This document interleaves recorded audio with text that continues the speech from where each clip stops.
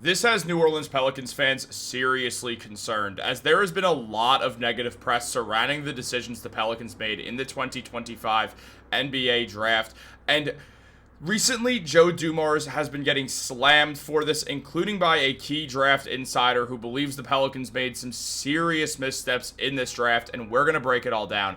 What's up, guys? Welcome back to Pelicans Digest. It's Chris here. We're going to jump right into things, as always. If you guys are part of that 74% that's not subscribed to Pelicans Digest, make sure to subscribe for the latest updates on the New Orleans Pelicans. We got videos coming out every single day. Mel's is sick. He will be back with the daily uploads as well. But let's jump into the video. There's a lot to go over. Look, it's no secret that Joe Dumars has been getting slammed with the way the 2025 NBA draft went. A lot of people were really upset with the decision to draft Derek Queen, where the Pelicans traded up, and in order to do this, they did give that 2026 unprotected first-round pick to the Atlanta Hawks, something that was viewed as a terrible move at the time and still is, and now, especially with Derek Queen out for the next 12 weeks at least with that wrist injury, there's a lot of questions surrounding if Dumars made the right decisions here, and even a key draft insider has just reamed the Pelicans for the decisions they made in that 2025 draft in regards to the players that they selected.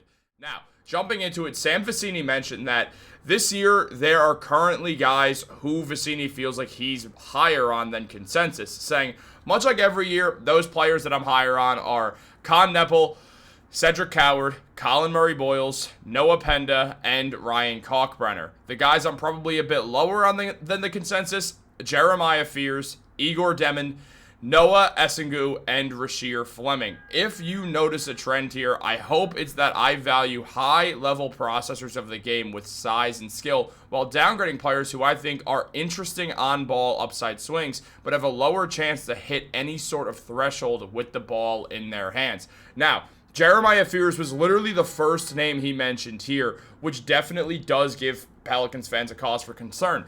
The 7th overall pick is very much someone who's looked at as a good scorer and does have a lot of bright spots to his game. There's a reason he was picked 7th overall, and this is the pick that the Pelicans really haven't been getting slammed for because Fears looks good. Yeah, the jump shot is spotty, but he's able to create really well inside, can create his own shot, and is incredibly clutch. So there's a lot of good with Jeremiah Fears' game. It's just a matter of what everyone kind of is expecting out of him and what's going to happen, considering there's a bit of guard depth now, having Jordan Poole, having Dejounte Murray, having Jose Alvarado. There's a lot of guards on this team already, so finding where Fears fits, and he really is a point guard, is going to make things a bit more difficult, but that's something to think about in the short term. Obviously, Alvarado's on a one-year deal from this point on, so he very likely could leave the Pelicans or end up getting traded off the Pelicans this year. It would not be surprising to see either of those things happen.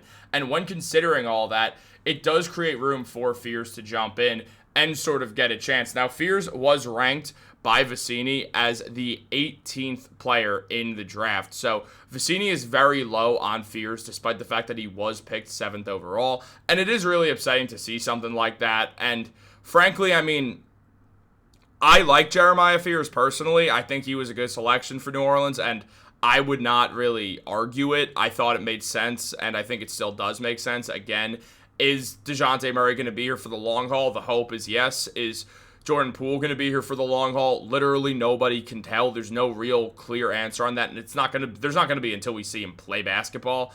And then on top of that, it feels like Alvarado's probably on his last legs in New Orleans, just considering the Fears selection, which is, I don't want to say fine, like we're not going to miss the hell out of Alvarado, but it's one of those situations of, well, we did just take a rookie. He's going to be on that rookie contract. That's going to be really important to ride with. So I do feel like that's probably where we're going here. And on top of that, Fears just is a solid player. I mean, looking at his college stats, he put up 17 points, 4 rebounds, and 4 assists per game, shooting 43% from the field and 28% from 3. The percentages aren't good, but he's shown a lot of upside, and that's really what this Fears pick was. Can there be a combo guard who, in my mind, again, more of a point guard considering the way he shoots? Is there going to be that upside with him being a good ball handler, having all the abilities to be a point guard? He just has to become more of a pass-first player. He doesn't even really need to, considering how different the point guard position is nowadays, so he'd be fine.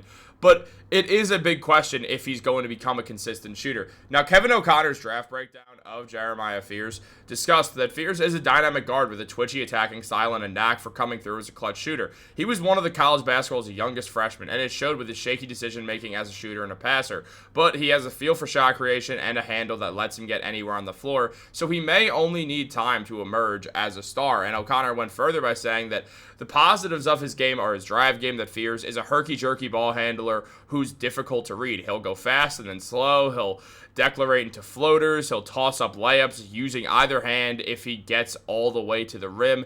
This makes him especially potent in the open floor, and he could benefit from NBA spacing to aid his scoring efficiency at the next level when operating in the pick and roll and isolations. He's got upside on that jumper as well. He is a fluid ball handler who's comfortable getting into his shot. The results just aren't there yet from three. He made only 20.5% of his dribble jumper threes, so his pull-up threes, per synergy that is, but there are some positive indicators as well. He shot 36.1% on catch and shoot threes, 43.3% on mid-range jumpers, and 50% on floaters, and 85.1% on free throws. Improving his three-pointer is only a matter of expanding his range. Then he might need time to become a major threat. The free throw shooting is a key metric here. His free throw shooting does sort of tell how far someone can get as a shooter in general. Now, on top of that, he also said some of the stuff that he's going to have to fix and really grow on is that if he improves his jump shot and cuts down on turnovers, he could become a filthy creator using ball screens. He's so physical on drives, yet also so shifty with a creativity to him that just needs some experience and seasoning. He's also, at the end of Oklahoma's loss, or these are still the good stuff, but also like how we just keep growing. And he said at the end of Oklahoma's loss in the SEC tournament, Fears made a pair of free throws, hit a three, got a steal, then assisted a teammate, and got another steal and scored a tough bucket to take the lead. After clutch moments and a game winner against Michigan earlier in the season, this stretch again detailed how Fears can come through in the highest pressure moments. So it's not a matter of Jeremiah Fears can't handle the pressure. We know he can handle the pressure, and it's one of those things that makes you believe that he's going to be able to handle that NBA level pressure because he was so good at it in college being so young. I mean, he's someone who has a lot of room to grow, and he's got some good guards on his team to help him get there. Now, his stats were good in the summer league. In the 5 games he played in the 27 minutes per game he appeared in, he put up 17.5 points, 3 rebounds, near 2.5 assists, 1.4 steals per game. He shot 40% from the field, so that was solid. It's just the 3-point percentage. It's the shooting percentages. That's what he really needs to fix here, and that's something in time will come. When you're a young player in basketball, especially at the NBA level, it's super common to have terrible field goal numbers. That's not something that's like specific to Fears. That happens to a ton of guys in their first season or two when they come out of the college or when they just come out into the NBA and they're very young. They struggle to shoot at an efficient clip. It could be a million different things that causes that, but he's 19 years old and he doesn't necessarily need to be looking like some future superstar at 19 years old. It's a matter of as long as he gets there, that's really what's important here. Now, he got compared to Jamal Murray and Jordan Poole. The Poole one is interesting considering that Poole's now his teammate, so it'll be interesting to see if Poole will kind of be a good voice for him. Obviously, these guys are two guys who create well with the ball in their hands. They are both much better shooters for the most part. I mean, obviously Poole's had his down years, but they're both much better shooters than Fears is right now, so hopefully Poole could help Fears just get his numbers up, I should say. But when it comes down to it, it is going to be interesting to see how it all sort of pans out. I mean, at the same time, though, there is stuff to be a little bit weary about. Now, Derek Queen and Jeremiah Fears in Summer League, 14 turnovers and 9 field goals is how they started off, so that definitely does cause a bit of concern. And in general, there just is going to be a tad bit of concern with Jeremiah Fears' game, and Kevin O'Connor covered this, saying that some of the weaknesses are his shot selection, as he attempts way too many crazy layups and floaters, which killed his percentages in college, and he's a below-the-rim athlete, so he needs to develop a better feel for when to put up shots or look to distribute, and while also improving footwork. His perimeter shooting's an issue, as his jumper is only a work in progress, as he's only 25% or 27.5% of his threes in college, and he wasn't any better at high school level either until he proves he can stretch the floor reliably. NBA defenses will sag off and clog his driving lanes, make it harder for him to score. On top of that, his decision-making needs some it needs to just grow more than anything, as the turnovers nearly match his assists. He can get tunnel vision forcing shots or sloppy whipping passes that miss the mark. His strength, as he needs to get significantly stronger, it currently hurts him when it comes down to dislodging defenders on his drives and on defense, even if he's grinding to keep in front of his opponent.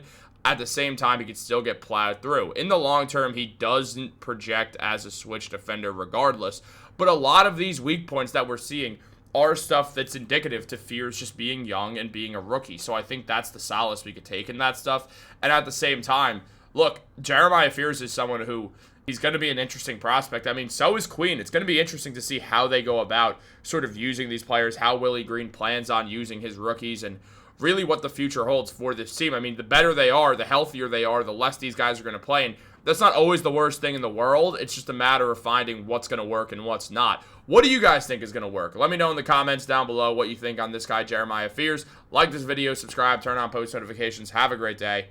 I'll catch you on the next one.